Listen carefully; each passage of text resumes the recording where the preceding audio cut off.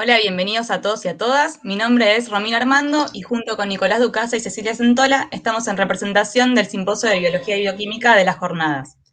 Antes que nada, queríamos agradecerles a todos los oradores, a los participantes, al comité científico y a los chicos del sistema por estar acá presentes. Y dado que estamos con un tema de tiempo apurado, le voy a ya dar la palabra al primer orador de este simposio, que es el doctor Daniel Grasso, del Instituto de Estudios de la Inmunidad Humoral, Facultad de Farmacia y Bioquímica de la Universidad de Buenos Aires. Así que, Daniel, cuando quieras. Bueno, ahí estoy compartiendo pantallas. Em, ¿Se ve la presentación? Ahí se ve, sí, perfecto. Ahí está. Bueno, buenos días. Les agradezco primero la invitación para participar de estas jornadas. Bueno, yo voy a empezar a hablar un poco, muy brevemente, sobre lo que es la autofagia, ¿sí? La autofagia como mecanismo, simplificando un poco, el mecanismo arranca con una membrana, no sé si pueden ver el cursor, pero arranca con una membrana muy pequeña que se llama membrana de aislamiento. Primero es un omegasoma, membrana de aislamiento, que se invagina sobre, o sea, es una vesícula que se invagina sobre sí misma para secuestrar el material a ser degradado. Esto, una vez que se cierra, forma una vesícula muy característica, que es de doble membrana y se llama autofagosoma, para luego, después de más o menos pasos, termina fusionándose con un lisosoma donde el material secuestrado es degradado.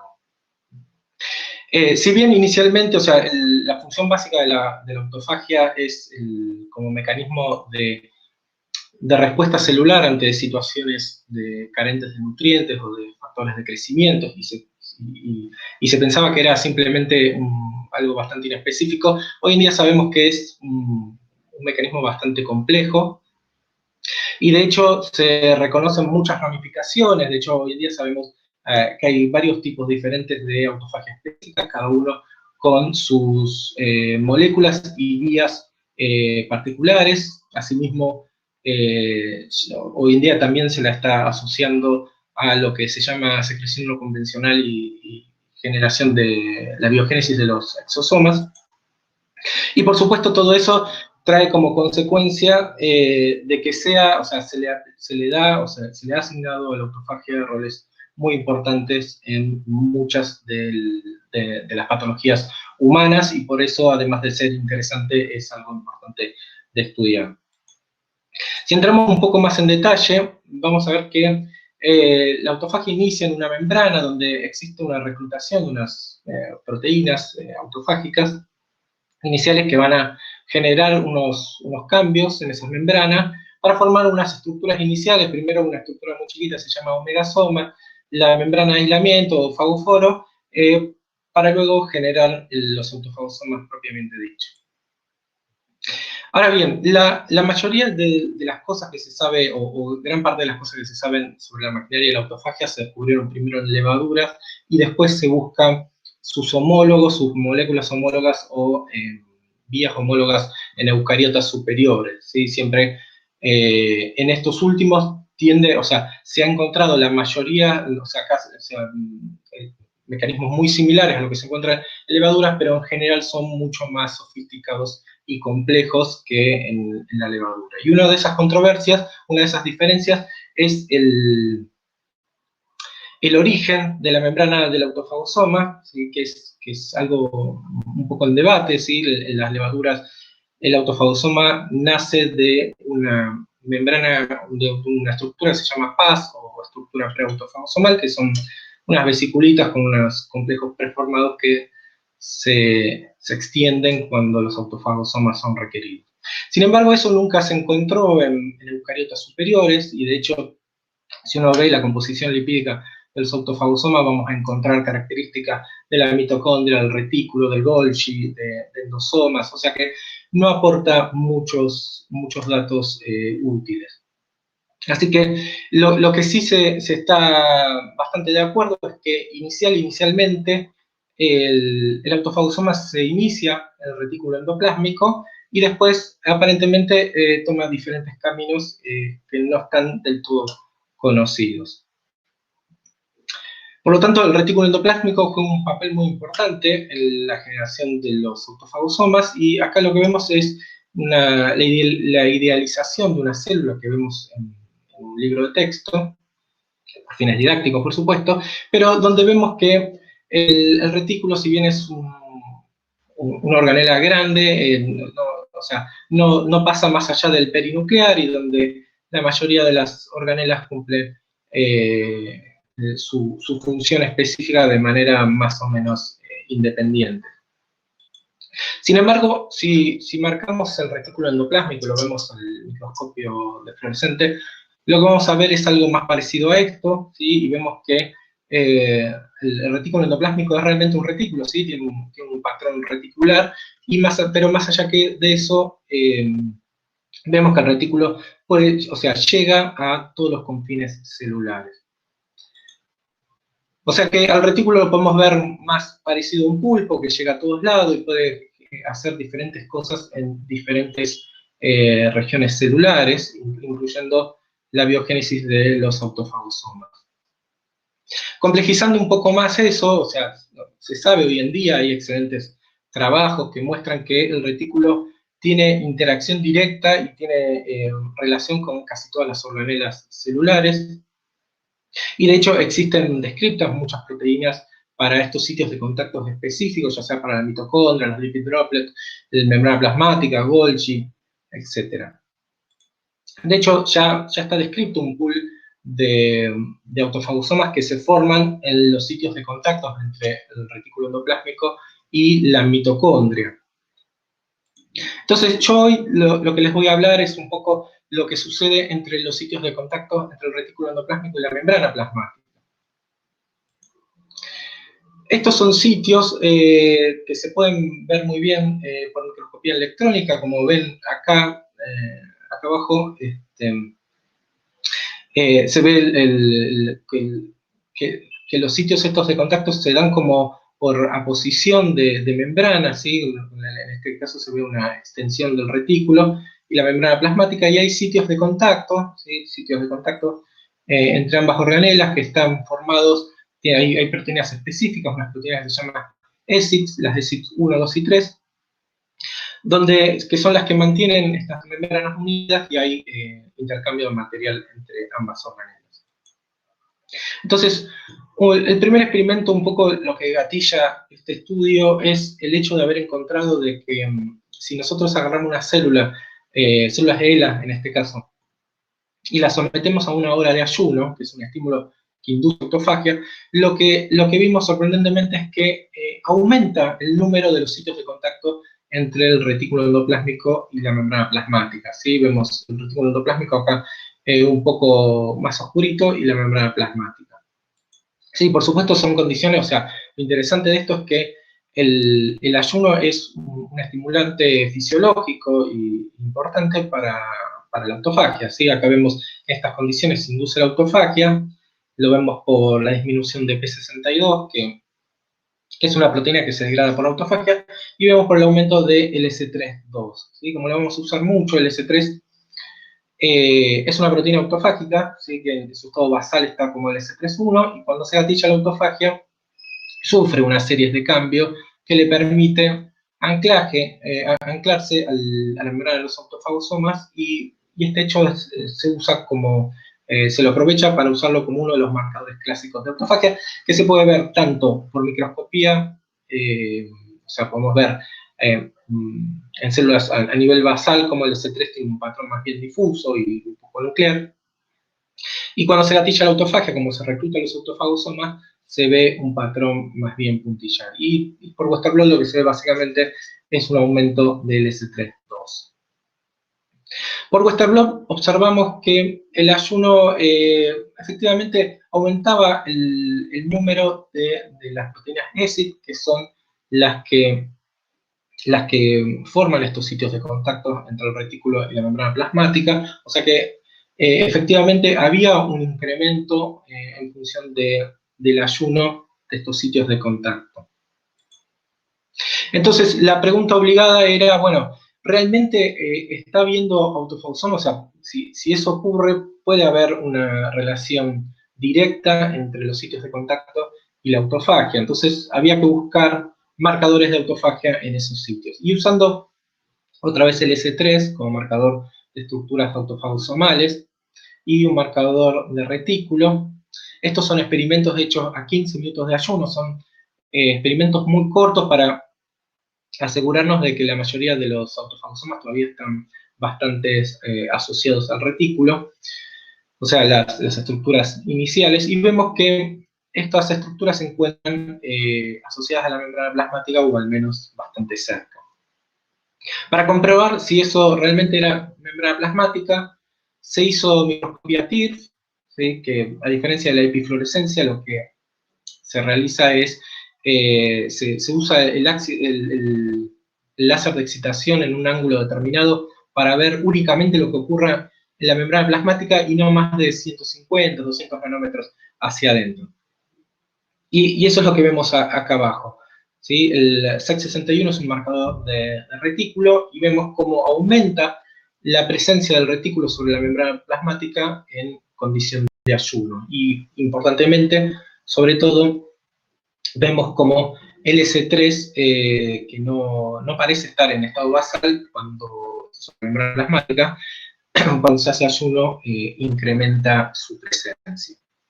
¿Sí? Esto habla también de que quizás estos sitios podían de alguna manera modular la autofagia.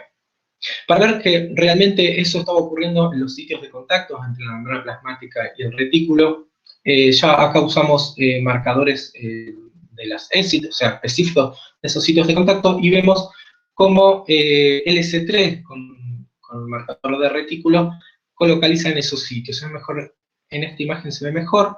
Pueden ver aquí arriba los autofagosomas marcados en azul con LS3, y podemos ver en el retículo cómo esos autofagosomas se forman en una especie de pocket o de bolsillo del retículo, y todo esto está rodeado de los marcadores de estos sitios de contacto entre el retículo y la membrana plasmática.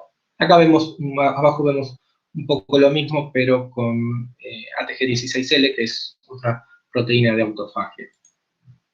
Finalmente comprobamos esto por microscopía electrónica y podemos ver cómo sobre la membrana plasmática vemos el retículo, la posición de membrana, y vemos la presencia de autofagosomas, ¿sí? Con su doble membrana característica. Acá tenemos otro ejemplo, y por inmunogol vemos también la posición de membrana, y con una partícula de oro más grande vemos la marcación de estos sitios de contacto, y una partícula de oro un poco más pequeña, la presencia del S3, marcando que la presencia de los autofagosomas, ¿sí? Todo esto termina de confirmar de que los autofagosomas estaban realmente formando en estos sitios de contacto. Quisimos, o sea, era obligado descartar, usando TOM20, que es un marcador de mitocondria, descartar si esos autofagosomas formados en esas ubicaciones iban en detrimento de otras ubicaciones ya establecidas de formación de los autofagosomas, y la cuantificación nos dio que la formación de estos autofagosomas en los sitios de contacto entre el retículo y la membrana plasmática son alrededor, es un pool de un poco más del 20%, que es algo similar a lo que se encuentra en los sitios de contacto entre el retículo y la mitocondria.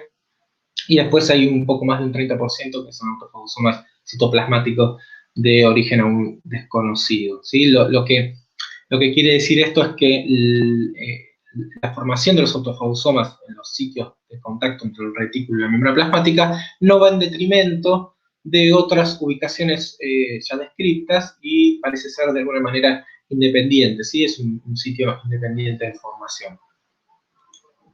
Entonces, ahora bien, teniendo en cuenta eso, y teniendo en cuenta que estaba publicado que la sola expresión de las proteínas ESID aumenta el número de los sitios de contacto entre el retículo y la membrana plasmática, ¿sí? Que lo vemos acá también una comprobación de eso, que la sobreexpresión de ESID2 aumenta la proporción reticular, la presencia reticular del retículo sobre la membrana plasmática, o sea, aumentando estos sitios de contacto. Queríamos ver si estos sitios eran capaces o sea, si los autofagosomas se estaban formando en estos sitios de contacto, si estos sitios eran capaces de modular la autofagia y viceversa. Entonces, lo que vemos es, lo que vemos acá es que efectivamente la sobreexpresión de estas proteínas no solo inducen autofagia, ¿sí? O sea, son capaces de inducir autofagia, sino que incluso son capaces de inducir autofagia no en ayuno, o sea, en estado medio nutritivo completo, ¿sí? O sea, el solo hecho de aumentar estos sitios de contacto induce la formación de autofagosomas en esos lugares. Acá se puede ver un poco mejor, un poco más gráficamente, cómo la sobreexpresión de una de estas proteínas aumenta la proporción de los autofagosomas marcados con el S3 sobre la membrana plasmática, a diferencia del control. Por el contrario, si nosotros eliminamos esos sitios, ¿sí? con cRNA específico, o sea, eliminamos esos sitios de contacto, lo que vemos es que disminuye significativamente el número de autofagosomas sobre la membrana plasmática y disminuye algunas de las proteínas autofágicas, ¿sí? Como ATG16L y el complejo ATG512. Esto quiere decir que realmente, o sea, estos sitios, o sea, el contacto entre ambas organelas es necesario y requerido para la biogénesis de los autofagosomas en esos sitios, ¿sí? Entonces, el siguiente paso era saber un poco más el mecanismo de cómo ocurría eso. Y para meternos un poco más en eso, necesitamos saber un poco más del mecanismo de formación del autofagosoma. Lo que tenemos que saber es que una vez que se induce la autofagia, ¿sí? Se recluta una proteína como BBP1, que es una proteína transmembrana, que recluta a su vez, a través de su interacción con beclina 1, recluta un complejo que en principio, o sea, tiene 3 miembros, ¿sí? Con beclina 1, ATG14 y BPC34, que tiene actividad de fosfatidilinoxitol 3 quinasa o PI3K. Sí, en realidad es BPC34 la que tiene la actividad catalítica, y esto es necesario para la síntesis local de fosfatidilinoxitol 3-fosfato o PI3P. ¿Sí? Este PI3P que se forma es un paso fundamental porque es necesario para que sea reconocido por otras proteínas de la membrana de aislamiento y la sucesiva reclutamiento de otras proteínas y la progresión de la formación del autofagosoma. Entonces, lo primero que fuimos a buscar era, bueno, si los autofagosomas se estaban formando en ese lugar, si realmente estaba habiendo síntesis local de PI3P, y podemos ver que efectivamente el PI3P se estaba formando en estos sitios de contacto entre el retículo y la membrana plasmática, ¿sí? Quisimos ver entonces si estos sitios eran capaces de regular esa producción de PI3P, y vemos que si nosotros sacamos, o sea, usamos un cRNA de estas proteínas, disminuye significativamente la producción, la síntesis en la membrana plasmática de fosfatidinoxitol 3-fosfato, ¿sí? Esto lo que significa es que estos sitios son capaces de regular la formación local de PI3P. Sin embargo, cuando evaluamos la actividad in vitro de BPC34, que es, si recuerdan, es la que en realidad es la que tiene la actividad catalítica de la PI3K, no observamos diferencias significativas con o sin la presencia de estos sitios de contacto, ¿sí? Y disminuía UIP2, que es una proteína que necesita de la presencia del PI3P y algunas otras proteínas de autofagia, ¿sí? Esto es lo que quiere decir es que estos sitios de contacto estaban regulando la síntesis local de PI3P para formación de los autofagosomas, pero evidentemente no lo estaban haciendo a través de la regulación de la quinasa. Entonces, eso tenía que haber sido, o sea, tiene que ser realizado, casi obligatoriamente, a través, o sea, esa regulación, en vez de ser sobre la quinasa, tiene que ser a través del reclutamiento de la quinasa a ese lugar. Ahí es donde nos focalizamos un poco en BMP1, que es una proteína de transmembrana, como mencioné antes, y es la que recluta este complejo PI3K. Y podemos ver que BMP1 se puede encontrar sobre la membrana plasmática junto con el retículo y marcadores del S3, y que de hecho se encuentra en ese sitio de formación de autofagosomas, donde coincide con los marcadores de los sitios de contacto entre el retículo y la membrana plasmática. Luego, efectivamente, pudimos observar estos sitios de contacto, ¿sí?, marcados en este caso por la CYP3. BMP1 se recluta, ¿sí?, en un time-lapse. Si nosotros hacemos un time-lapse, BMP1 se recluta a estos sitios y, consecuentemente, BMP1 luego recluta a beclina, quien es la que trae, o sea, viniendo con todo el complejo PI3K para formar el fosfatidilcitil 3-fosfato. Sí, lo que vimos es que la sobreexpresión de estas proteínas, así como veíamos antes, estabilizan o sea, inducen autofagia y estabilizan tanto la proteína BMP1 como al complejo PI3K, ¿sí?, por beclina 1, TG14 y BPS34. ¿Sí? O sea que, de alguna manera, hay que tener una función importante sobre la estabilidad de este complejo, y de hecho pudimos comprobar que tanto BMP1 como beclina coprecipitan con ESID2, que es una de las proteínas estas que forman los contactos, y de hecho vimos que hay una interacción directa entre estas proteínas y BMP1, y que, bueno, que BMP1 es la que trae a beclina. Finalmente, esto es comprobado usando una mutante de BMP1, ¿sí?, una mutante que no se puede unir a beclina, sí es incapaz de unir a beclina, por lo tanto es incapaz de reclutar al complejo PI3K. Lo que vemos que en este caso pareciera que BMP1 colocalizara casi el 100% en estos sitios de contacto, y esto es porque al no reclutar la PI3K, perdón, no es capaz de formar los autofagosomas y no es capaz de liberarse, porque BMP1 termina saliendo se termina yendo a la membrana de los autofagosomas, ¿sí? Se puede ver también por coprecipitación, donde vemos que la wild type de BMP1 coprecipita con ESID2, y cuando inducimos autofagia, esta coprecipitación disminuye bastante, cosa que no ocurre con la mutante que no puede reclutar a la PI3K y o sea, no puede formar autofagosomas.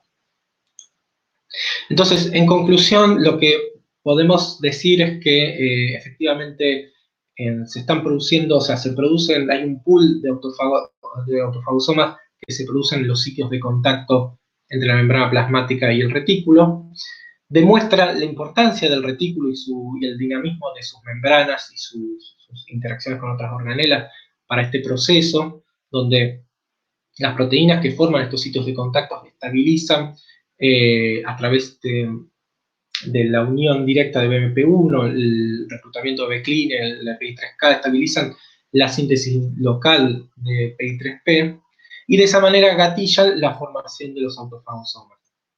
Entonces, con esto nosotros nos animamos a sugerir que probablemente la célula posea diferentes sitios de biosíntesis de autofagosomas, y que probablemente estos sean inducidos dependiendo del estímulo estresante que los origina. Les agradezco por su atención. Este trabajo lo hice mientras trabajaba en IBIMOL, ¿sí?, que es en la cátedra de fisiopatología de la Facultad de Farmacia y Bioquímica, junto con el Instituto NECA, del laboratorio del doctor Patrice Codogno y Etienne Morel, y el Instituto Jacques Monod con el laboratorio de Francesca Giordano. Actualmente yo me encuentro en el IDEU, en la cátedra de inmunología, también de farmacia y bioquímica. Este es el laboratorio al que pertenezco ahora, en donde nos focalizamos más en cáncer de páncreas, autofagia y vesículas extracelulares, y estos son algunos de nuestros colaboradores actuales. Les agradezco mucho por su atención. Muchas gracias, Daniel, muy clara la explicación, muy interesante el tema. Ahí le iba a preguntar a Ceci si hay alguna pregunta en el vivo, si no, mientras hago una mini pregunta yo que me pareció interesante. Sí. A ver, ahí. No, por ahora nada. Yo te quería consultar, tal vez porque es más mi tema de estudio, o sea, uno siempre lleva hacia su lugar cómodo, digamos. Eh, Entiendo yo por lo que estabas contando que es un mecanismo, el autofagia es un mecanismo que le permite a la célula en una situación de estrés como adaptarse y sobrevivir, digamos, a una falta de nutrientes, lo cual me lleva como Sí. a pensar en un contexto tumoral donde todavía no hay un microambiente favorable, donde hay falta de nutrientes y todo eso, sí, las vías autofágicas son relevantes, digamos, en el desarrollo tumoral, y si en algún momento se pensó digamos, usar como blanco alguna de estas proteínas que vos nombraste que son importantes para los contactos y que se generen los autofagosomas. Sí, o sea, hay dos cosas, hay varias cosas para decir ahí. En realidad, yo siempre digo, o sea, la autofagia es un mecanismo de respuesta ante la falta de nutrientes. Eso es bastante cierto, por ejemplo, para una levadura o una célula en cultivo, ¿sí? Pero la realidad es que en organismos multicelulares como el nuestro, donde tenemos mecanismos homeostáticos, por más que vos hagas ayunos, se va a secretar glucagón, o sea, no es un ayuno real, ¿sí? La autofagia que va a ocurrir más en nosotros, salvo en situaciones patológicas, se va a dar por otro tipo de gatillantes, o sea, por otros tipos de estrés. En el caso del cáncer sí hay mucho hecho, ¿sí? Y de hecho hay muchos trials que se están haciendo, porque por ejemplo, un inhibidor de la autofagia se usa es la cloroquina, que la cloroquina es un medicamento, bueno, ahora se hizo medio conocido por el COVID, pero la cloroquina es un medicamento bastante viejo que se usa como antimalárico. Entonces es un medicamento que tiene una seguridad bastante probada, o sea, está bastante utilizado. El problema es que el rol de la autofagia en el cáncer, o sea, tiene un rol dual, o sea, tiene un rol, o sea, al principio de la carcinogénesis tiende más a favorecer al tumor y hacia el final, eh, al revés, perdón. Al principio tiende a ser más un mecanismo supresor de tumor y hacia el final todo lo contrario, ¿sí? Y a eso se le suma de que puede cambiar también en tumores grandes, como por ejemplo tumores desmoplásticos, como los de páncreas, que tienen un núcleo bastante hipóxico, y entonces lo que se considera es que la autofagia tiene un rol dependiente del contexto en el cáncer. Y los resultados que hay de los trials, sobre todo en la inhibición de la autofagia con cáncer, no dan grandes diferencias así por sí solo. O sea, sí se lo está evaluando ahora como coadyuvante. O sea, si vos das cloroquina sola a una persona con cáncer, no le va a hacer gran cosa. Ahora, si eso se lo sumás a la quimio estándar que está recibiendo, sí puede haber un cambio. Y eso es lo que se está haciendo ahora. Pero bueno, hay mucho para hablar por eso, pero no me quiero Sí. extender Bueno, mucho más. muchas gracias por su Lo tengo respuesta. en la cara.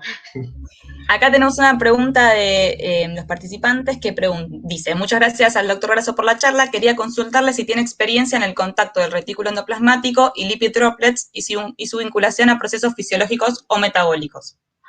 No, la verdad que yo no, o sea, es algo que se está trabajando muchísimo entre la autofagia y los lipid droplets, pero la verdad que yo no me he metido, no estoy muy empapado en eso. La verdad que no diría Buenísimo. cualquier cosa. Está bien. Muchas gracias. Bueno, No.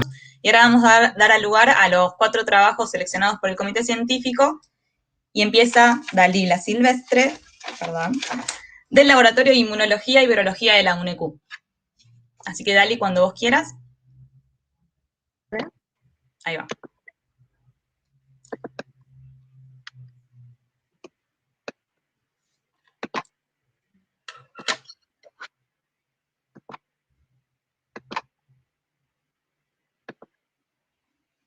¿Ahí lo ven? Sí, Dali, ahí se comparte bien. Genial. Bueno, muchas gracias. Como Romy bien dijo, mi nombre es Dalila Silvestre y estoy haciendo mi doctorado en el Laboratorio de Inmunología y Virología de la Universidad Nacional de Quilmes, y hoy les voy a presentar mi trabajo titulado Expresión de FLIC-131 para potenciar el efecto ayudante de partículas derivadas de la pared del Lactococcus lactis.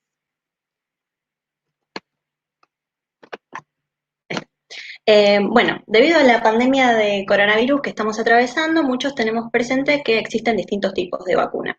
Pero en la actualidad se busca desarrollar aquellas que sean más eficaces y seguras, y en particular aquellas que no tengan patógenos con capacidad replicativa. En nuestro laboratorio, además, estamos interesados en la inmunización por vía de mucosas, porque por un lado genera una respuesta protectora en el sitio de ingreso de muchos patógenos, y además porque no dependería del uso de jeringas y agujas, por ejemplo. En este contexto, en nuestro laboratorio estamos trabajando en el desarrollo del Lactococcus lactis para presentar antígenos por vía de mucosas. Logramos entonces expresar en la superficie del Lactococcus BP6 de rotavirus, obtener las partículas derivadas de la pared de este lactococo, lo que denominamos CWDP por sus siglas en inglés, y en ensayos de inmunización en ratones por vía intranasal logramos obtener una respuesta inmune específica contra rotavirus, pero esa respuesta solo fue protectora contra la infección cuando se adicionó además un ayudante. Bien, entonces el objetivo del trabajo es expresar FLIC-131 en el lactis para aumentar el potencial inmunogénico de la CWDP. FLIC-131 es un mutante de lesión de la flagelina de Salmonella, que es la proteína que compone los flagelos bacterianos. Y hace muchos años ya se sabe que la flagelina es un potente ayudante de mucosas porque interactúa con varios receptores del sistema inmune, entre ellos en particular TLR5. Bien, el primer paso entonces fue la obtención del lactococo recombinante que expresara FLIC-131 en su superficie, y para eso utilizamos técnicas de clonado molecular tradicionales.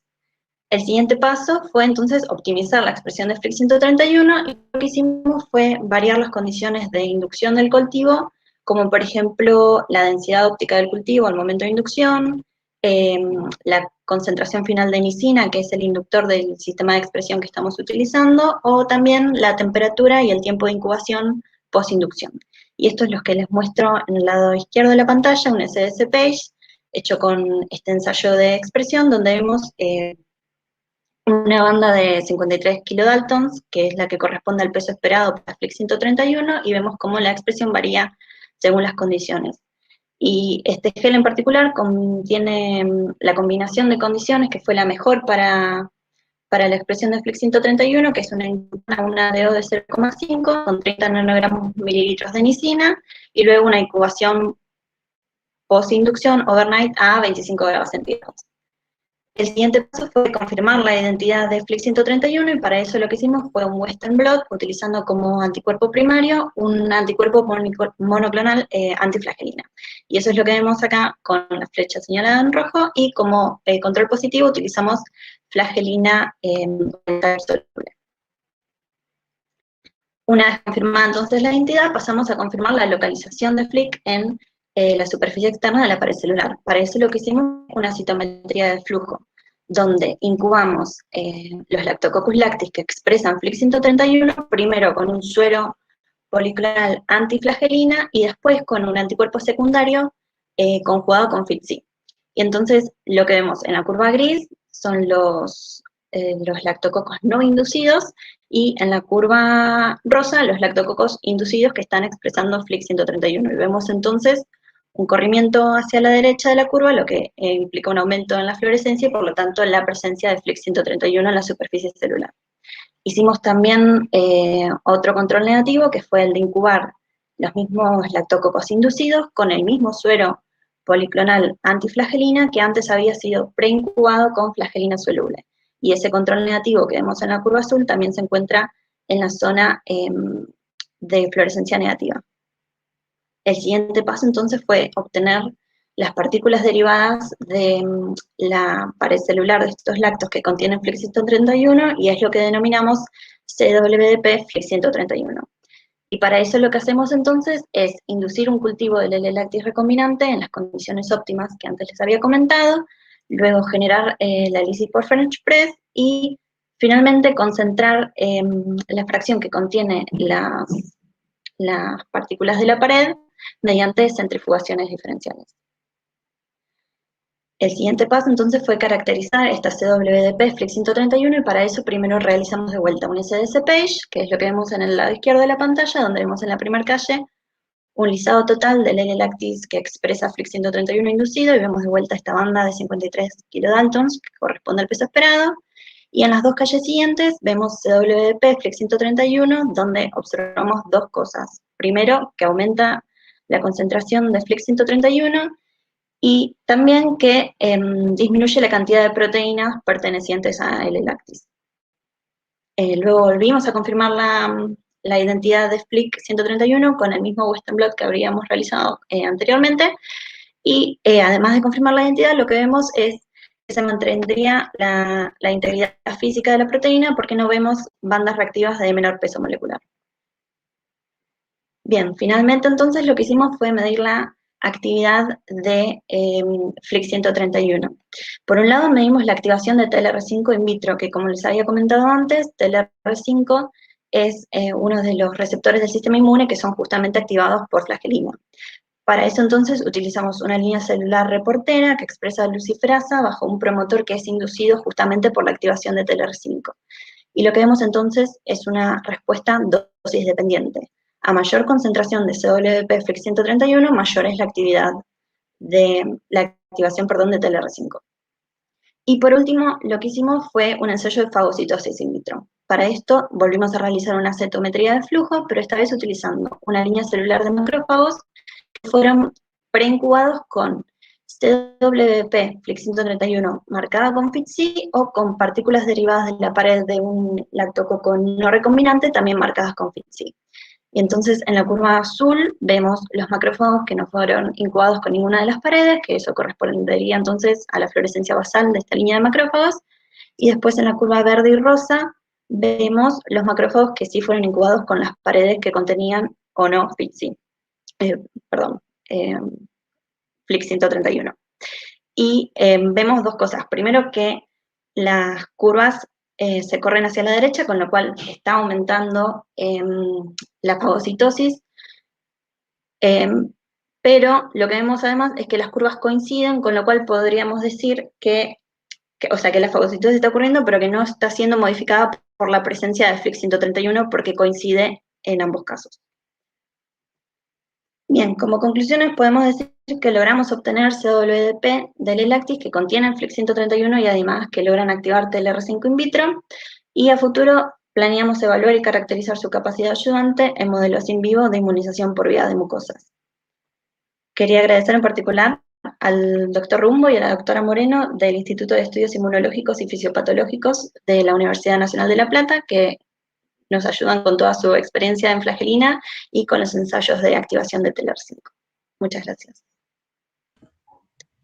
Buenísimo, Dali, perfecta la exposición, muy clara, muchas gracias por presentarla. Acá estoy viendo que están escribiendo desde el comité científico, pero mientras aprovecho, mientras Pato termina de escribir, para consultarte, tal vez lo dijiste y yo me lo perdí, si esta flagelina ya está utilizada en algún otro tipo de formulación de adyuvante o si está reportada ya en la bibliografía como para este uso, digamos.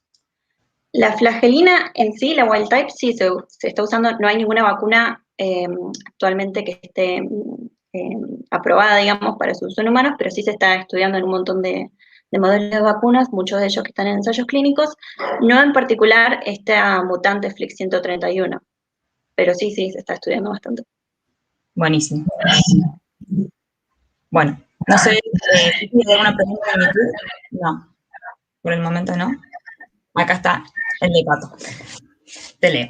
Excelente trabajo, Dalila. Durante un tiempo intenté hacer Western para Flick y nunca me dieron tan bien como el que mostraste. ¿El estudio CWDP Flick es sinérgico sobre la actividad de TLR5? ¿Es conveniente usarla como proteína de fusión? Gracias. Bueno, lo de las proteínas de fusión es lo que estamos estudiando justamente no lo mencioné en esta charla, pero la idea es obtener, nosotros ya les había contado que tenemos un lactococcus que expresa BP6 de rotavirus, yo generé este que expresa FLIC y también generé otro que expresa la fusión entre FLIC y BP6. Y la idea entonces, en estos ensayos de inmunización en ratones que vamos a hacer con suerte durante este año, es evaluar si primero se está generando una mejor respuesta inmune frente a la presencia de flagelina en las paredes y segundo, si habría una diferencia en utilizar el antígeno por separado o el antígeno fusionado a flagelina. Buenísimo. Bueno, creo que por el momento no hay ninguna otra pregunta. Ahí te veo que no. Mil gracias, Dali, por tu exposición y la invitamos a la licenciada Lucila Salanitro, del Laboratorio de Entomología Aplicada y Forense también de la Universidad de Quilmes. Cuando quieras, Lu. Y gracias, que Lu, pobre, se navegó toda la lluvia para llegar y poder estar con nosotros, así que le agradecemos más. No, está bien. A ver si se ve ahí. Sí, se ve. Bueno, muchas gracias primero por el espacio. Y bueno, como me presentó Romy, yo soy Lucila Salanitro y trabajo en el Laboratorio de Entomología Aplicada y Forense de la Universidad de Quilmes. Y hoy les voy a contar sobre mi trabajo que se titula Importancia del análisis del desarrollo larval de Calífora vicina para la estimación del intervalo post-mortem en pericias entomológicas. Lu, perdón que te interrumpa. No estás compartiendo, no estás en presentación completa del PowerPoint. A ver si lo vuelvo, como me dijeron antes.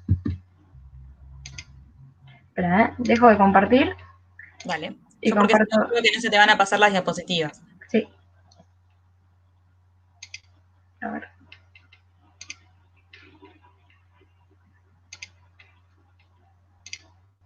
¿Ahí se ven?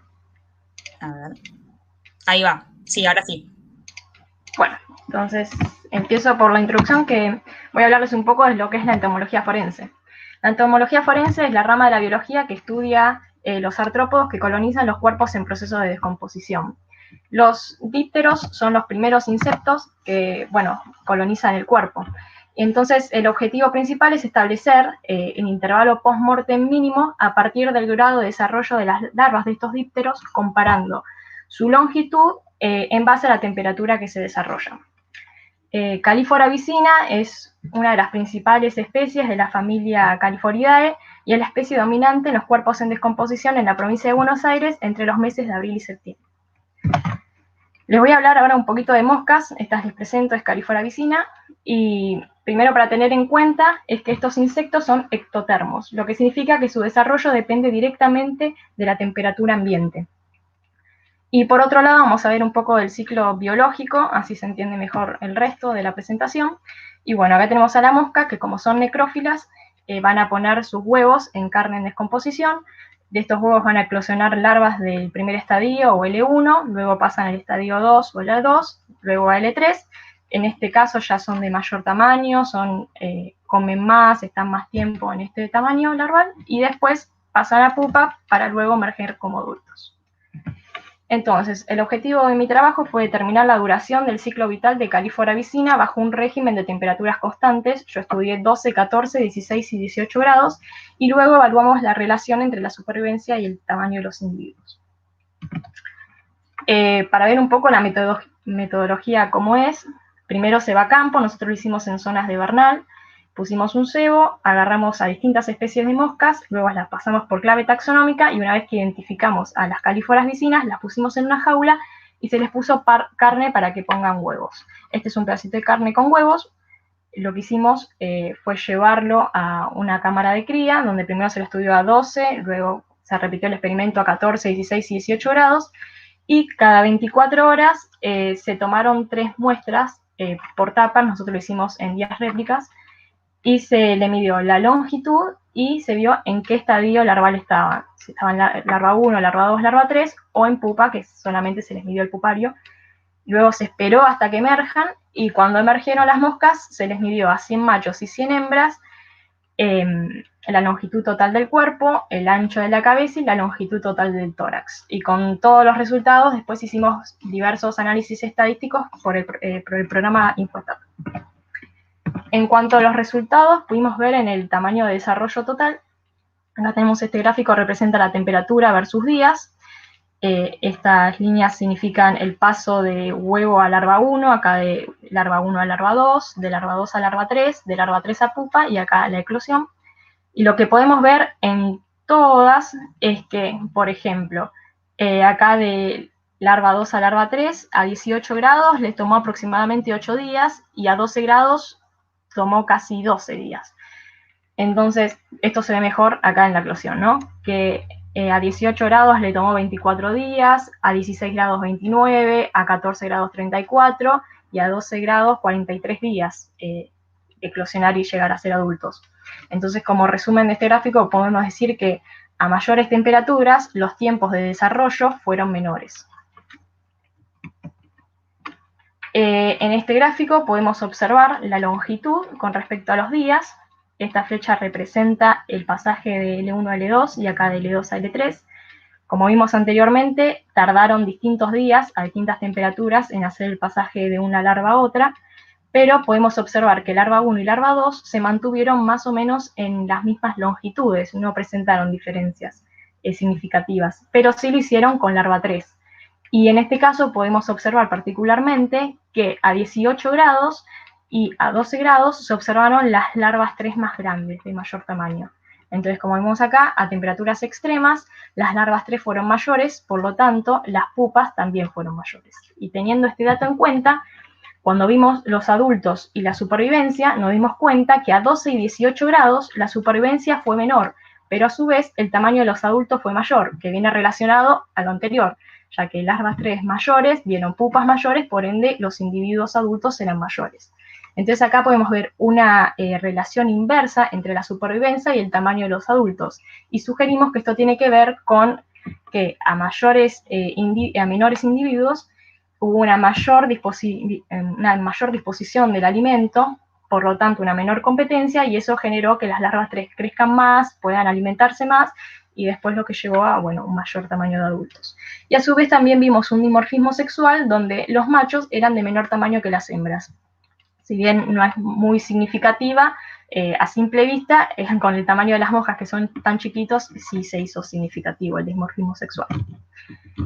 Como conclusiones, entonces, podemos decir que la temperatura afectó al desarrollo de Calliphora vicina, donde vimos que a mayores temperaturas el tiempo de desarrollo fue menor.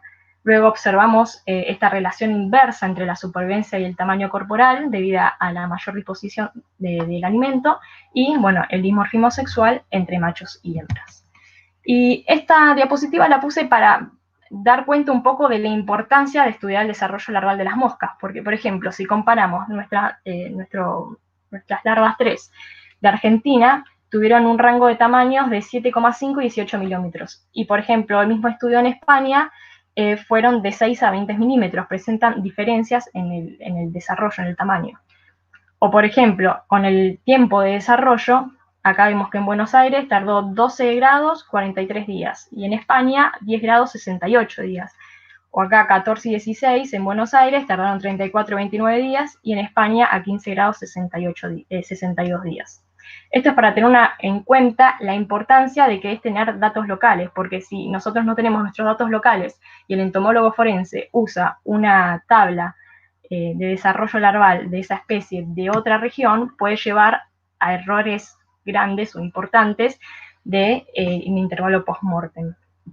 Entonces, como perspectivas a futuro tenemos continuar con los estudios de los ciclos vitales de Calliphora vicina a distintas temperaturas, estudiar además otras especies y reconocer las especies mediante análisis moleculares, porque, por ejemplo, se toma la muestra de un cuerpo, y esa muestra puede estar dañada, o en el camino hasta que ve un entomólogo forense, se daña la muestra. Si la muestra está dañada, se puede generar errores en la datación taxonómica de cuál era la especie, y eso, bueno, lleva a errores del intervalo post-mortem también.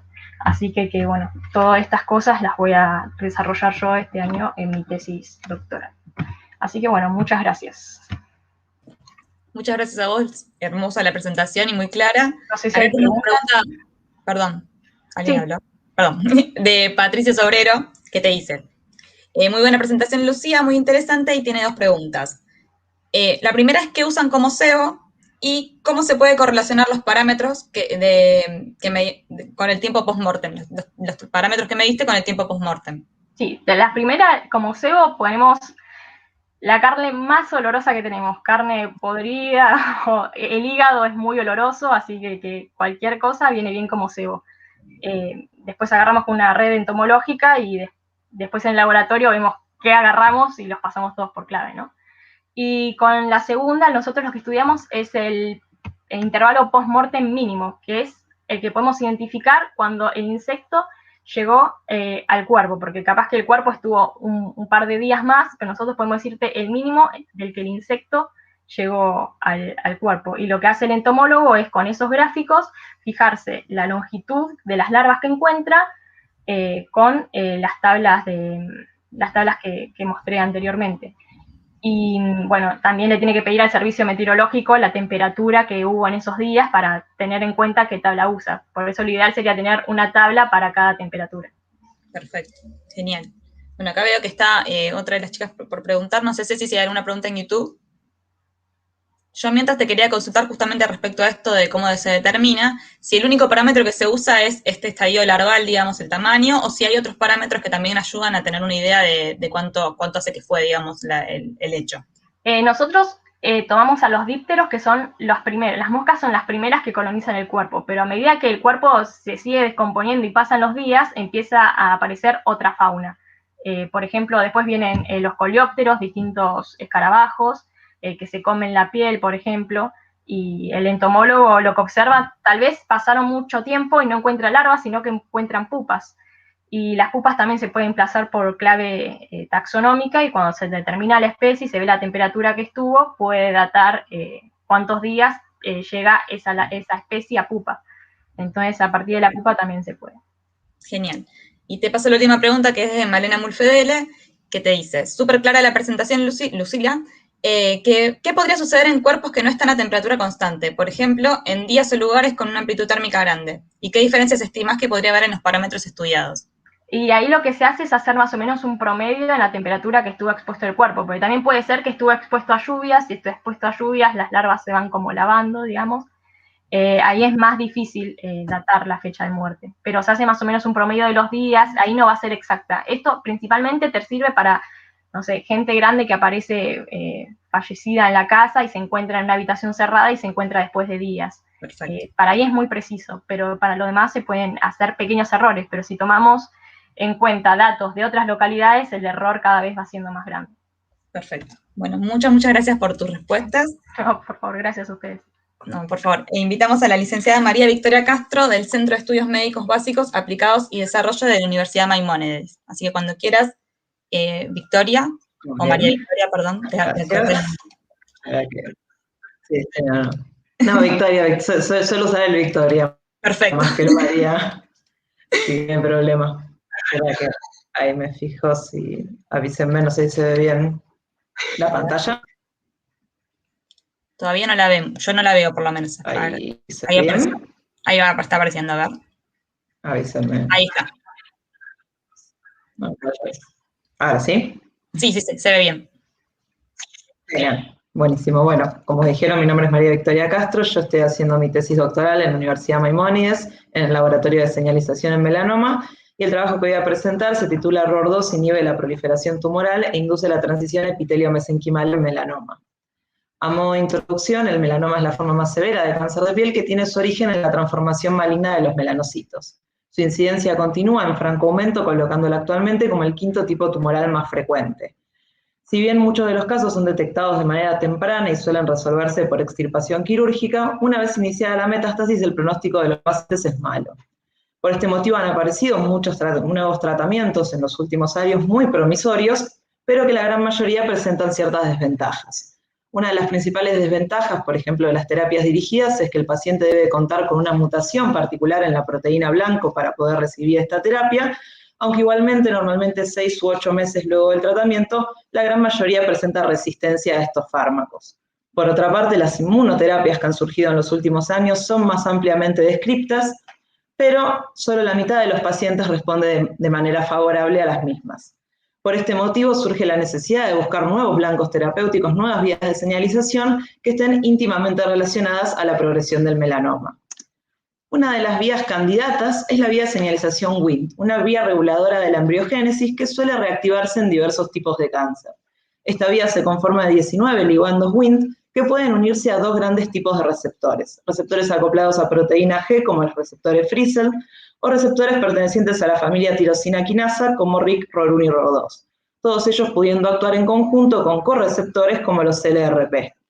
Particularmente dentro de la familia de los receptores ROR, que son el principal objeto de este estudio, ROR1 ha sido descrito como un factor promotor de la tumorigénesis en diversos tipos de cáncer, pero ROR2 presenta la particularidad de tener un rol dual dependiendo del tipo de cáncer estudiado, pudiendo actuar como supresor tumoral inhibiendo procesos tumorigénicos como la proliferación, la migración o la invasión en algunos tipos tumorales, o actuar como promotor tumoral favoreciendo estos procesos en otros tipos tumorales.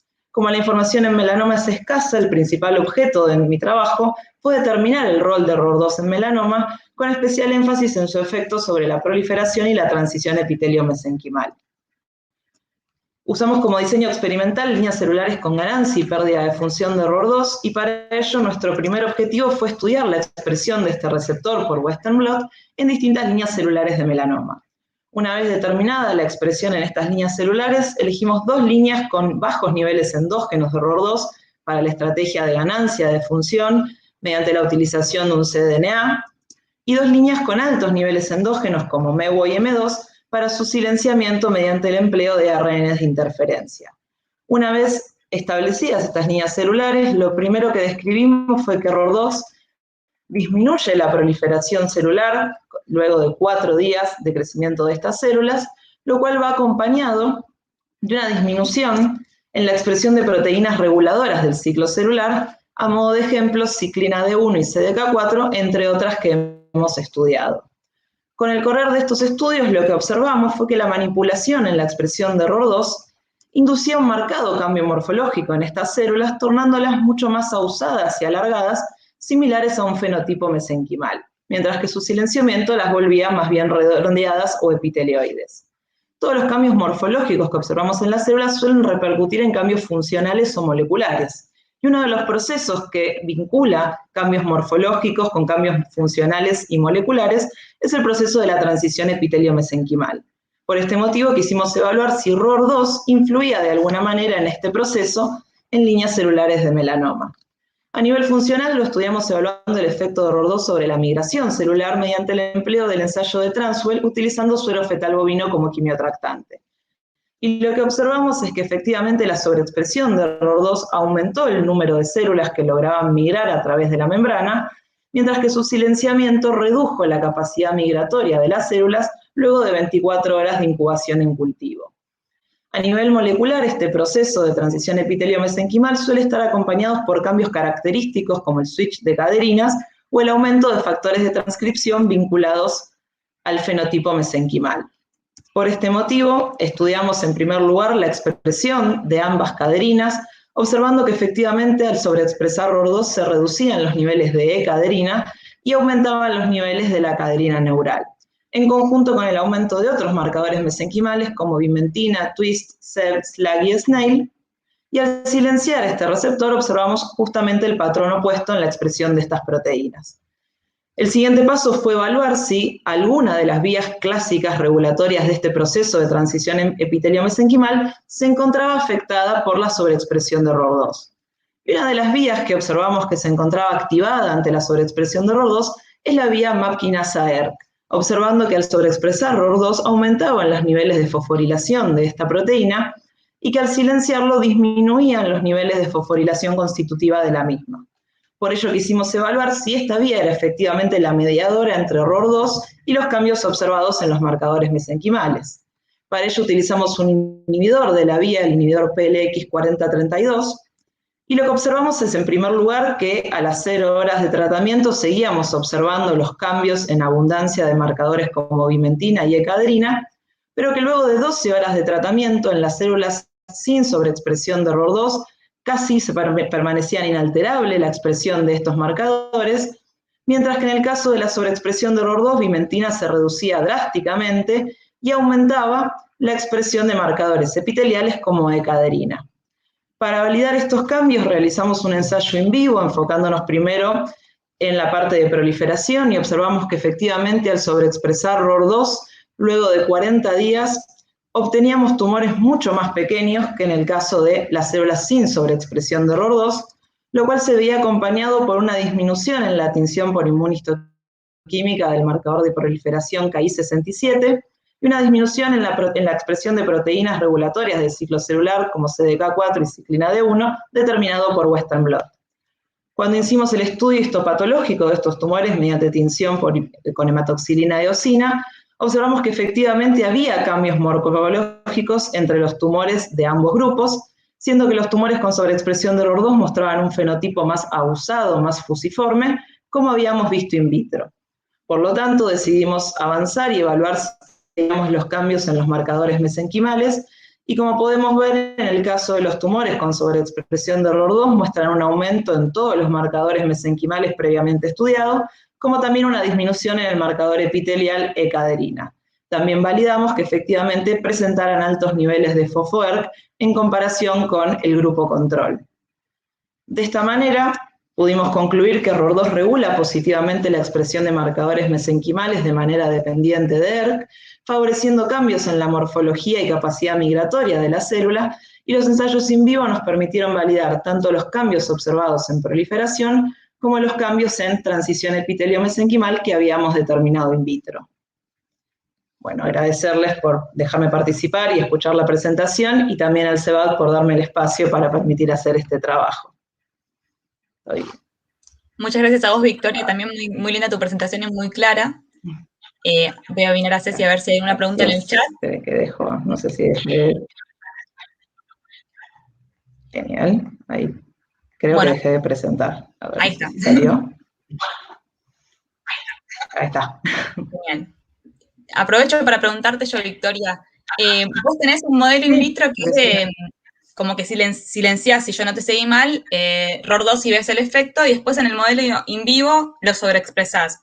Teniendo en cuenta estos blancos que son tan complicados de estudiar cuando tienen esta actividad dual, ¿no? Que en ciertos tipos tumorales favorecen el desarrollo tumoral y en otros no.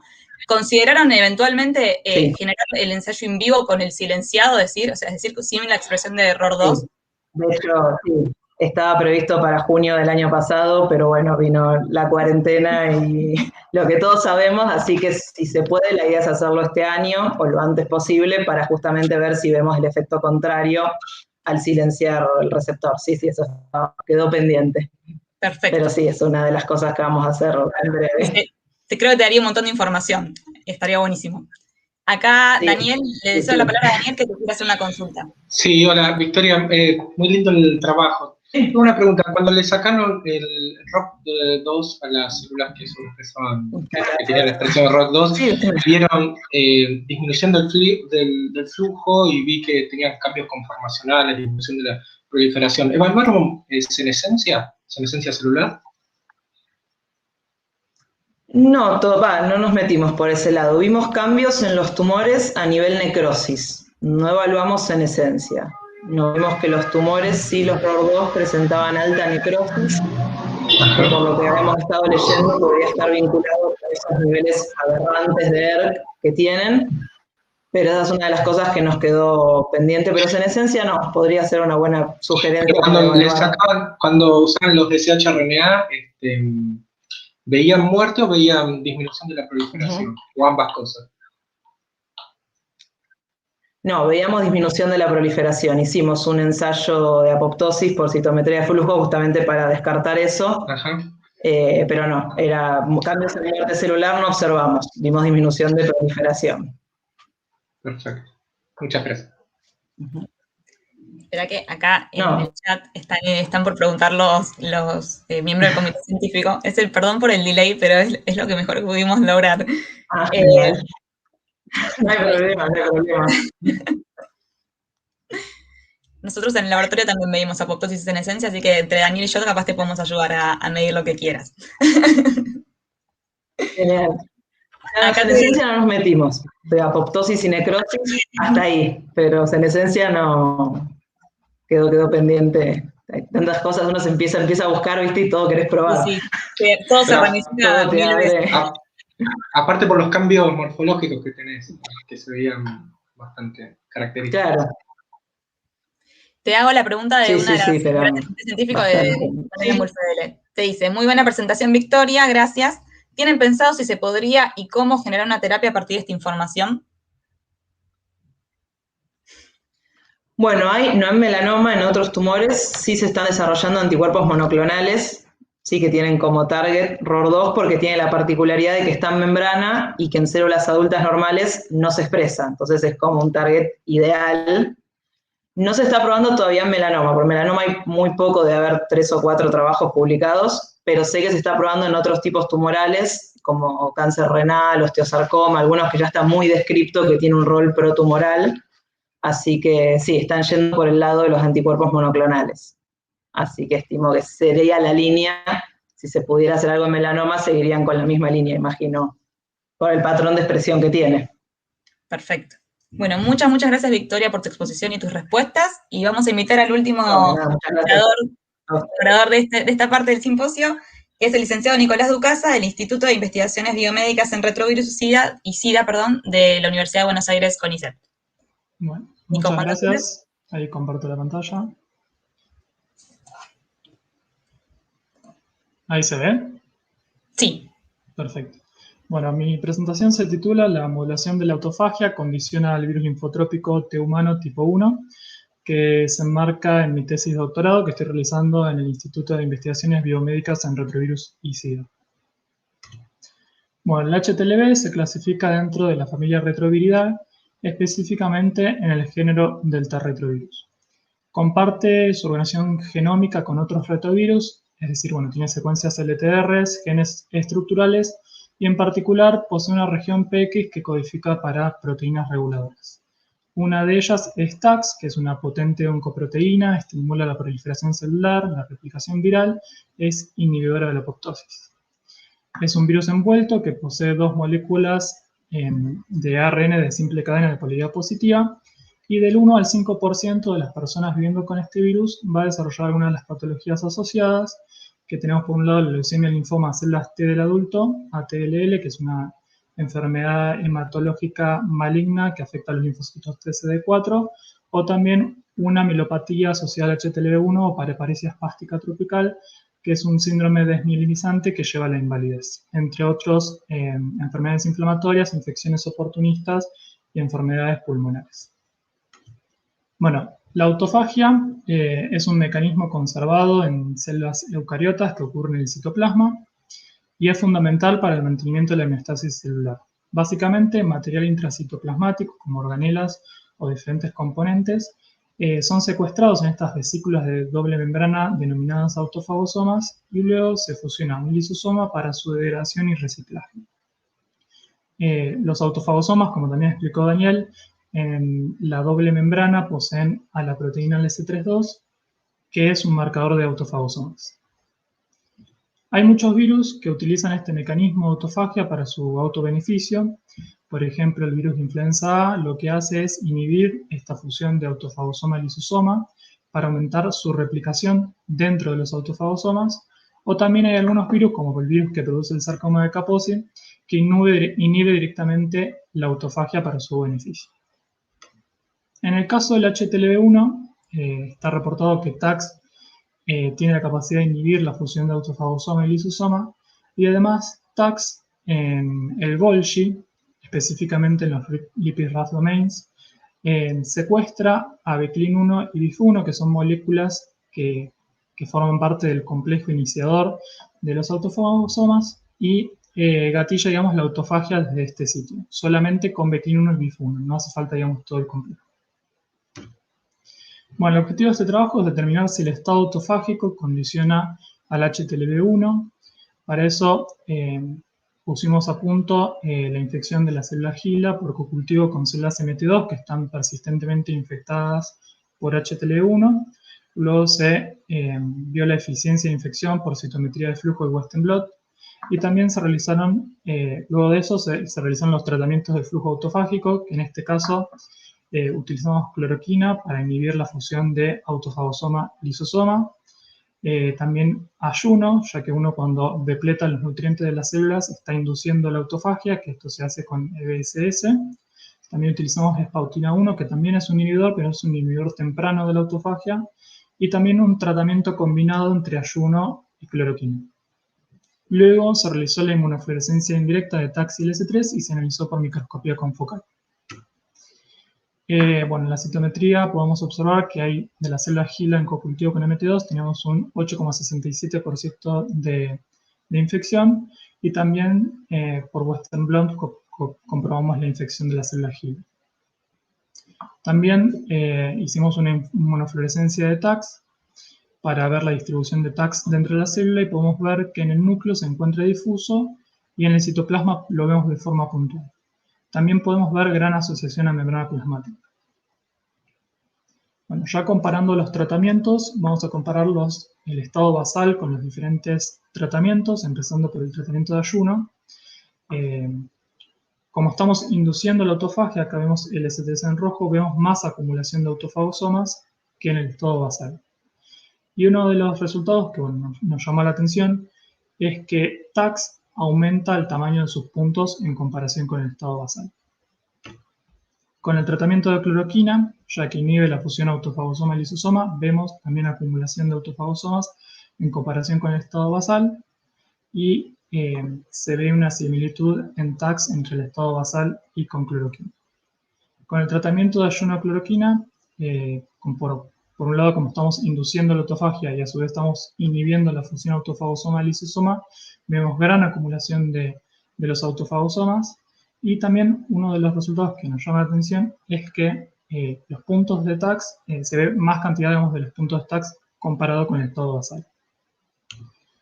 Y luego con el tratamiento de espautina 1 se ve una similitud en lo que es LS3 entre el estado basal y la espautina 1, ya que bueno, en el estado basal también vemos, siempre hay una autofagia basal y también recordemos que estas células como están infectadas por HTLV y TAX inhibe la fusión autofagosoma-lisosoma, también por eso vemos autofagosomas acá y en este caso acá. Y también vemos una mayor cantidad de puntos de TAX en el citoplasma comparado con el estado basal. Bueno, todo lo que les dije recién se resume en estos gráficos donde vimos una diferencia significativa en el tamaño de los puntos de TAX en el citoplasma para el tratamiento de ayuno y para el caso de cuando contamos en cada célula los puntos positivos para TAX hay una diferencia significativa en el tratamiento de ayuno cloroquina y espautina. A su vez, en las células MT2 que están persistentemente infectadas por HTLV1, por citometría de flujo medimos la intensidad media de fluorescencia para los tratamientos de ayuno, cloroquina y ayuno cloroquina y vemos en los tres tratamientos diferencias significativas con el basal. Y después también realizamos una cuantificación relativa de la expresión de ARN mensajero de TAX y otros genes virales como PD19 y POL, resultando un aumento significativo para los tres genes en el tratamiento de ayuno cloroquina. Por otro lado, también realizamos una inmunofluorescencia indirecta de TAX y LS3 en las células MT2 que están persistentemente infectadas por HTLV1. Observando en este caso TAX en rojo, vemos gran distribución en membrana plasmática y también vemos que codistribuye y colocaliza con LS3 en membrana plasmática. Por otro lado, también vemos que en una línea celular shortcut, que es una línea linfoide por el cual HTLV1 tiene tropismo por los linfocitos T, vemos también gran distribución en el citoplasma y vemos también asociación en membrana plasmática formando unas estructuras en forma de anillo, las cuales nos resultó interesante hacer una reconstrucción en plano Z, una reconstrucción 3D, de las cuales acá tenemos el modelo propuesto. Bueno, como conclusiones, la inducción del flujo autofágico por ayuno hace que aumenten los tamaños de TAX, mientras que el tratamiento de ayuno cloroquina y espautina aumenta el número de TAX. También observamos estas estructuras esféricas de TAX y que se distribuyen también en membrana plasmática, donde codistribuyen con el C3. Es decir, que se determinó que la modulación del flujo autofágico condiciona la proteína TAX de HTLV1 como también a la ARN viral. En conclusión, bueno, la vía autofágica jugaría un rol importante en la infección por HTLV1, favoreciendo la replicación viral. Muchas gracias. Muchas gracias, Nicolás, por tu presentación, muy linda, muy clara también. A ver, voy a dar prioridad a ver si hay algo en el chat. Parece. No sé si no me puso nada, así que nada, bueno, aprovecho mientras para preguntarte yo. Quería saber si ustedes sabían, o si está reportado, si existen algunos otros virus que tengan este efecto, digamos, o sea, que la vía autofágica favorezca el ingreso de otro tipo viral, tal vez relacionado con HTLV1 o no. Claro. Sí, por ejemplo, en el virus de influenza A está bien reportado que una de las proteínas inhibe, por ejemplo, la fusión del autofagosoma con el lisosoma y a su vez, dentro de las autofagosomas aumenta la replicación viral de estos virus. Okay. Y así hay reportados muchos virus más también. O, por ejemplo, hay algunos que directamente inhiben toda la autofagia, como el virus que produce los herpes virus. Algunos inhiben directamente la autofagia. Perfecto. Perfecto. Bueno, muchas gracias. Muy lindas, tanto en el caso de Daniel como el tuyo, hermosas las inmunofluorescencias. O sea, chicos, son para vender los anticuerpos, se les van a comprar de los proveedores. Hermosas, gracias. Hermosas las fotos. No sé si hay alguna pregunta por ahí. Y en el chat, por ahora tampoco hay ninguna pregunta. Bueno, Nico, zafaste. Muchas gracias. Dado que nos queda un cachito de tiempo, vamos a retomar algunas preguntas que quedaron pendientes. Creo que quedaron 2 para Daniel, si están todos de acuerdo. Perdón, que estoy buscándolas. Acá, esta es una que dice, para Daniel, quería preguntar si se conocen diferentes roles para los autofagosomas provenientes de la membrana plasmática y los provenientes de la mitocondria u otras estructuras celulares. No, de hecho es súper interesante. No se sabe cuál es la diferencia. De hecho, lo que nosotros creemos es que la célula no va a tener diferentes sitios porque sí, o sea, evidentemente tiene un motivo, pero todavía no se sabe. En general, la diferencia de esos sitios, o sea, los sitios esos de contacto, lo que hay es mucho intercambio de lípidos y se cree que es un tema con la composición lipídica de esas vesículas. Pero no sé si alguien lo está estudiando, o sea, si realmente, pero es súper interesante. ¿Sí? Buenísimo. Y te dejo otra, Daniel, también para vos, que te dejaron, que dice, quería consultarle si tiene experiencia en el contacto del... No, esta ya la habíamos leído. Sí, esa ya está. Sí. La leímos. Bueno, entonces creo que no hay ninguna más. Y sí hay un comentario, perdón, ahí voy a la otra fuente de información, para Dali, de Maya, ya te busco, perdón. Maya te dice, excelente trabajo, Dalila, se me ocurre que podrían evaluar en células dendríticas tolerogénicas que cuentan con TLR5 y que en presencia de flagelina median una respuesta inmunológica por activación de células T-helper para ver una cuantificación directa de la respuesta. Es más como un comentario o una sugerencia que una pregunta. Genial, sí, era la idea, pero contábamos con una línea de macrófagos, no de dendríticas, pero sí, está planeado también. Bueno, perfecto. Hemos logrado llegar bien con el tiempo y contestado todas las preguntas, así que les agradezco un montón. Les agradezco un montón a todos por la buena predisposición, por haber respetado los tiempos y por la buena onda que le pusieron al simposio. Para la gente que está mirando, les recordamos que a las 2 de la tarde empieza el simposio de Bioinformática y Biología Computacional, así que los esperamos. Y bueno, les agradecerles de vuelta a todos, a los chicos del sistema, a ustedes como oradores, a la gente que nos está mirando y también a nuestro comité científico que estuvo acá en el WhatsApp bien atento para hacer las preguntas. Así que muchas gracias y bueno, esperamos vernos la próxima vacuna mediante cara a cara.